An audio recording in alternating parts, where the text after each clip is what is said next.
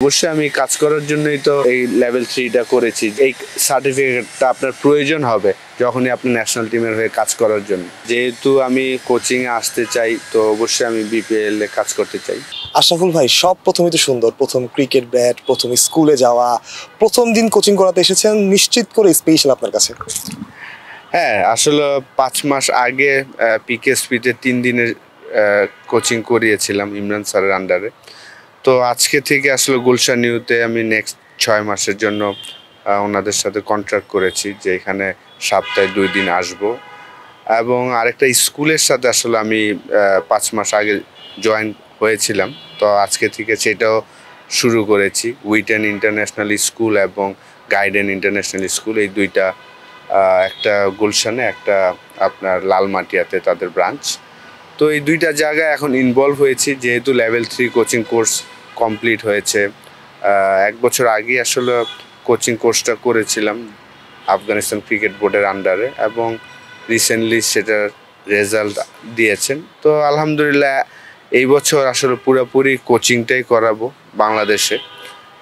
যদিও আপনার পোস্টমাউথ cricket club তারা প্রিমিয়ার ডিভিশনে উঠেছে, এই সিজন আমি খেলেছিলাম, প্রমোশন হয়েছে, তো তারা নেক্সট ইয়ারও আমাকে চাচ্ছে। হয়তোবা আমি মে থেকে আবার হয়তোবা সেপ্টেম্বর পর্যন্ত খেলার জন্য যেতে পারি নেক্সট ইয়ার, কিন্তু এই সময়টা বাংলাদেশে আমি কোচিং করাবো। তো আজকে থেকে গুলশান নিউতে সপ্তাহে 2 দিন করে করাবো, এবং আপনার উইটেন এবং গাইডেন ইন্টারন্যাশনাল স্কুল, এই দুইটা স্কুলে সপ্তাহে 1 দিন করে করাবো। আশরাফুল ভাই, বাংলাদেশ ক্রিকেটের অনেক প্রথমে সাক্ষী আপনি। আপনার হাত ধরে আসলে ইন্টারন্যাশনাল ক্রিকেটে বাংলাদেশ ক্রিকেটকে যারা অনেক দিন ধরে সার্ভ করেছে, যা বাংলাদেশ ক্রিকেটের সুপারস্টার ছিল এক সময়, তাদের কোচিং ক্যারিয়ারটা শুরু হচ্ছে। আপনি বলতে গেলে প্রথম টেস্ট ক্রিকেটার যিনি আসলে ইন্টারন্যাশনালি সফল ছিলেন বাংলাদেশের হয়ে, এবং কোচিং ক্যারিয়ারটা আসলে শুরু করতে যাচ্ছেন। আসলে এটাও নিশ্চিত করে আপনার জন্য অনেক বড় একটা পাওয়া, এবং আপনার জন্য স্পেশাল। ডেফিনেটলি, যেহেতু আমি ক্রিকেটের সাথেই থাকতে চাই, 26-27 বছর ধরে খেলেছি, তো আমি বড় হয়েছি আসলে ওয়াহিদুল গনি স্যারের আন্ডারে। অসাধারণ একজন মানুষ, অসাধারণ কোচ। ওনার আন্ডারে আমরা 4টা টেস্ট প্লেয়ার হয়েছি, শাহরিয়ার নাফিস, আমি, আনোয়ার হোসেন এবং Mohammad Sharif. Recently Rakibul left arm spinner, সে বাংলাদেশ টিমে আছেন। বিপ্লব বাংলাদেশ টিমে খেলেছেন। তো আশা করব আমার এখন শুরু, আমি চেষ্টা করব আমি যেইভাবে বড় হয়েছি এবং যেইভাবে রেসপেক্ট করেছি, এখনও করি স্যারকে, আমিও আশা করব যে সেইভাবেই আমার এক্সপিরিয়েন্সটা শেয়ার করার জন্য যেখানে আমি কাজ করব। মাত্র শুরু। জি আশরাফুল ভাই, আসলে আপনার কথা মনে পড়লে আমাদের মনে ভাসে কার্ডিফের সেই ইনিংস, কিংবা অনেক অনেক স্মৃতি। আসলে আপনার ক্যারিয়ারে অতপ্রতভাবে জড়িয়েছিলেন আপনার বাবা, শুরু থেকে আসলে আপনাকে অনেকভাবে সাপোর্ট দিয়েছে। আমরা দেখেছি যখন আপনি ভালো খেলতেন তখন তিনি আসলে তার উচ্ছ্বাসগুলো প্রকাশ করতেন বিভিন্নভাবে। আজকের দিনে আসলে নিজের বাবাকে মিস করছেন কিনা, বা বাবার কথা মনে পড়ছে কিনা, বা উনি থাকলে খুশি হতেন কিনা? অনেক ডেফিনেটলি বাবা থাকলে তো খুবই খুশি হতেন, যেহেতু আমার মেয়ে হওয়ার 15 দিন পরেই মারা গিয়েছেন। তো সবাই দোয়া করবেন আমার বাবার জন্য, এবং ডেফিনেটলি উনি খেলার মারাত্মক একটা ভক্ত ছিল বাংলাদেশ ক্রিকেটের। সেই জায়গা থেকে আমার ফ্যামিলিতে আসলে আমি মনে করি যে বাবাই বেশি এনজয় করতেন ক্রিকেটটা।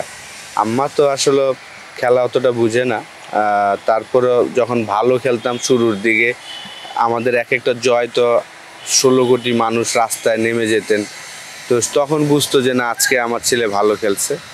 আমার ভাইয়া এবং বোন দুইজনই প্রচুর সাপোর্ট পেয়েছি। অ্যাকচুয়ালি আমার খালাতো ভাই আফজাল আহমেদ পনির ভাই, উনি আসলে আমার ক্রিকেটার বানিয়েছেন। আমি বলবো যে উনি 2nd ডিভিশন খেলেছেন, ওনার কাছ থেকে খেলা শিখে আসলে আমি ক্রিকেটার হয়েছি। ফ্যামিলির সাপোর্টটা খুব ইম্পর্টেন্ট ডেফিনেটলি।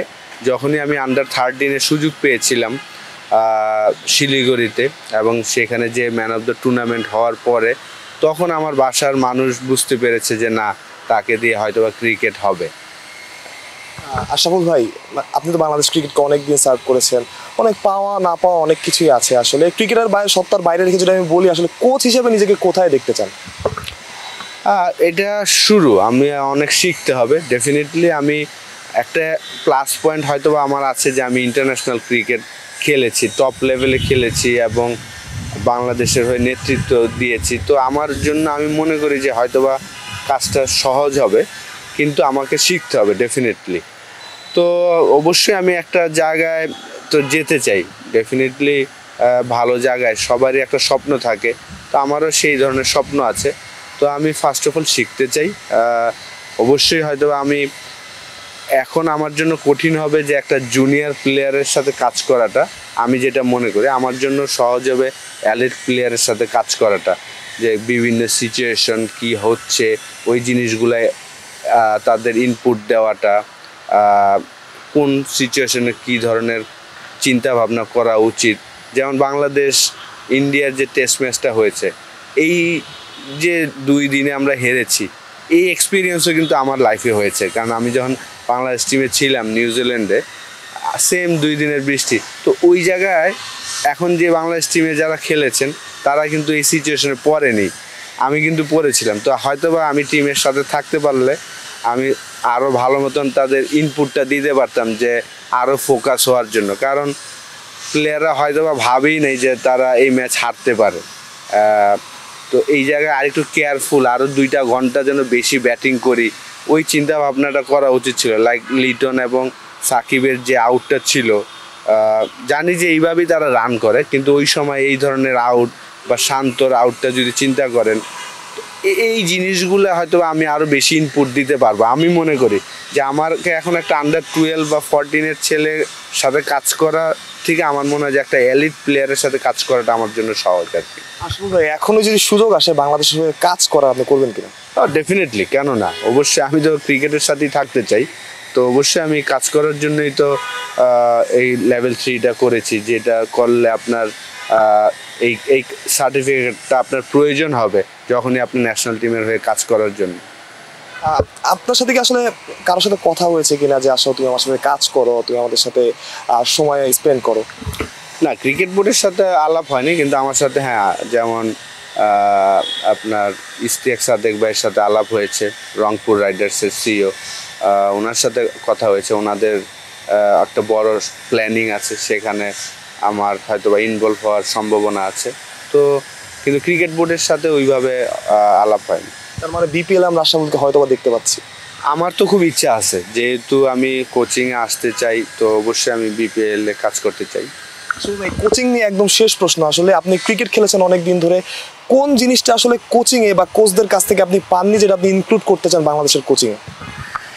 আর আমার কাছে মনে হয় যে আসলে ভালো একটা গাইডনেসটা খুব ইম্পর্টেন্ট, এবং ভ্যারি করবে যে কোন প্লেয়ার কী ধরনের ফ্রিডমটা চায়।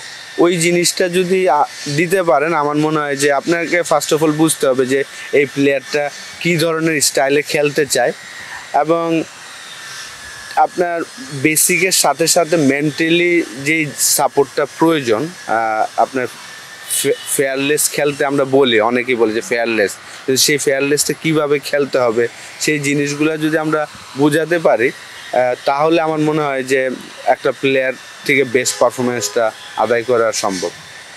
থ্যাংক ইউ আসল ভাই, বেস্ট অফ লাক।